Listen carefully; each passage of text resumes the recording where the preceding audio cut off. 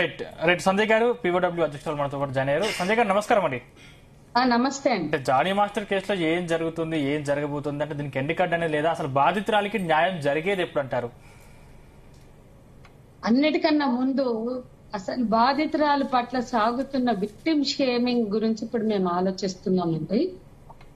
నిన్నటి నుంచి వివిధ ఛానళ్లలో ఆమె పట్ల జరుగుతున్న చర్చలు అవి చూస్తుంటే విపరీతమైన విక్టిమ్ షేమింగ్. ఇండస్ట్రీలో కానీ ఒక మాధవీలత అనే అమ్మాయి తప్ప, అంటే కొద్ది మంది తప్ప అందరు విక్టిమ్ షేమింగ్ పాల్పడుతున్నారు. ఇండస్ట్రీ నుంచి కూడా ఇష్టం వచ్చినట్లు ఆయన త్రిపురనేని చిట్టిబాబు ఇట్లాంటి వాళ్ళు ఎలా మాట్లాడేస్తున్నారంటే ఒక చట్టం లేదు, ఒక పద్ధతి లేదు. ఇది కరెక్ట్ కాదండి. ఇది ఇష్యూ కోర్టు ముందుంది, పోలీసుల ముందుంది. ఆ అమ్మాయి బయటికి రాకపోవడానికి కూడా ఒక నేరం లాగా, ఎందుకు రాదు, ఎందుకు దాక్కుంటుంది అంటే, ఒక బాధితురాలు నా మీద ఇట్లా జరిగింది, నేను నిస్సహాయతోటో అసక్తురాలనో చాలా కాలం నేను మాట్లాడలేకపోయాను.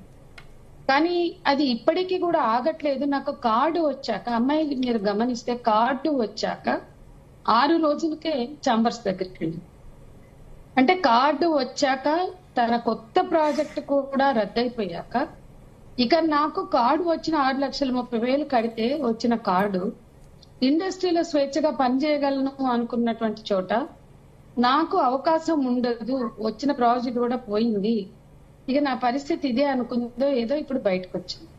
ఆమె ఇష్టం కదండి. మీడియాకి ఆ అమ్మాయి ఒక మాట చెప్పింది మహిళా కమిషన్ లో మాట్లాడుతున్నప్పుడు కూడా, మీరేమన్నా ఒక మెమరాండం ఇస్తున్నట్టు ఒక ఫోటో తీసుకుంటారా, మీరు కవర్ చేసుకుని బ్యాక్ నుండే అని అంటే, అట్లా కూడా నేను ఇవ్వను. ఒకవేళ నేను మాట్లాడదలుచుకుంటే ఓపెన్ గా నేను ఈ కట్టుకుని ముసుగేసుకుని మాట్లాడను. ఓపెన్ గా మాట్లాడితే ఇప్పుడు నేను మేజర్ కాబట్టి నన్ను ఆలోచించుకోనివ్వండి, నేను మాత్రం మీడియాకి రాను అని. దాన్ని ఎందుకు గౌరవించకూడదు మనం? అది గౌరవించడానికి ఉన్న ప్రాబ్లం ఏంటి? ఆమె పెట్టిన ఎలిగేషన్ కరెక్టా కాదా, దానికి తగిన ఆధారాలు ఆమె దగ్గర ఉన్నాయి, ఆమె ఇచ్చింది. వాటిని పరిశీలించవలసిన బాధ్యత పోలీసుల మీద ఉంది, ఇంకా పైన కోర్టు మీద ఉంది.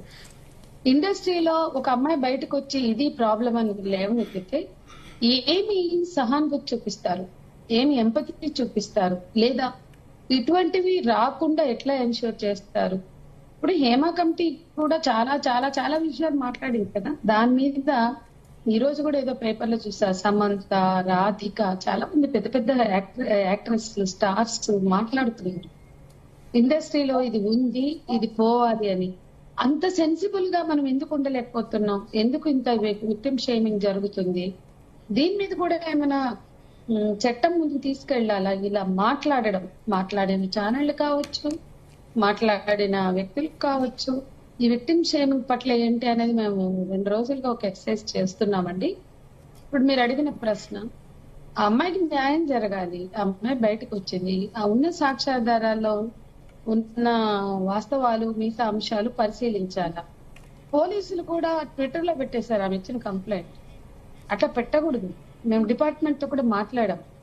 మొత్తం ఆ ఫుల్ 40 పేజెస్ ఎట్లా పెట్టారండి, ఎఫ్ఐఆర్ పెట్టారు. అది పెట్టకూడదు అని చెప్పడం, వాళ్ళ దృష్టి కూడా వాళ్ళు తీసుకొచ్చాం. దాని మీద కూడా అమ్మాయి ఒక కేసు వేస్తుంది ఈ రోజు.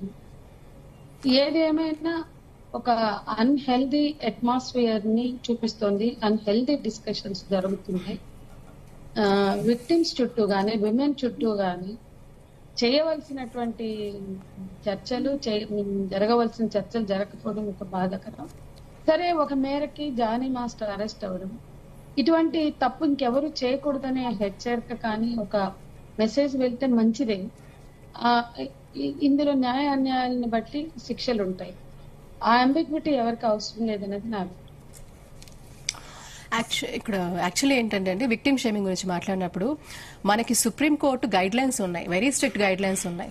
విక్టిమ్ సంబంధించి ether in print are publication, ఎట్టి పరిస్థితుల్లో ఆ విక్టిమ్ కి సంబంధించి ఎనీ ఇన్ఫర్మేషన్ ఎప్పుడు కూడా ఎక్కడ కూడా ఈ ప్రసార మాధ్యమాలలో ఇవ్వకూడదు అని ఒక సెక్షన్ కూడా సుప్రీంకోర్టే చెప్పడం జరిగింది. అది సెక్షన్ 228A. సో దీని ప్రకారంగా ఎప్పుడు కూడా ఆ మహిళకు సంబంధించి, ఆ విక్టిమ్ కి సంబంధించి మాత్రం పెట్టకూడదు అని కూడా మనకు చట్టం ఉంది. అది చట్టం ఉల్లంఘన ఎవరైనా చేస్తే ఫొటోస్ పెట్టినా వీడియోస్ పెట్టినా ఆ అమ్మాయి గురించి విక్టిమ్ షేమింగ్ చేసినా కూడా దట్ ఈస్ ఇట్స్ అన్లాఫుల్. ఈ సందర్భంగా ఆమె మాస్టర్ తో చేసిన డాన్సులు, ఆమె నేను బయటకు రాని మొర్రు అంటే ఆమె చేసిన డాన్సులన్నీ బయటకు తీసుకెడుతున్నారు. యూట్యూబ్ లో ఒక హద్దు పద్దు లేకుండా ఇచ్చేస్తున్నాయండి ఛానల్స్. కానీ అంటే దాని చుట్టూ ఎంతవరకు ఆ మెరిట్స్ దీని మెరిట్స్ దృష్టిలో పెట్టుకోకుండా ఇష్టం వచ్చినట్టు చర్చలు చేస్తున్నాయి. చాలా బాధాకరం.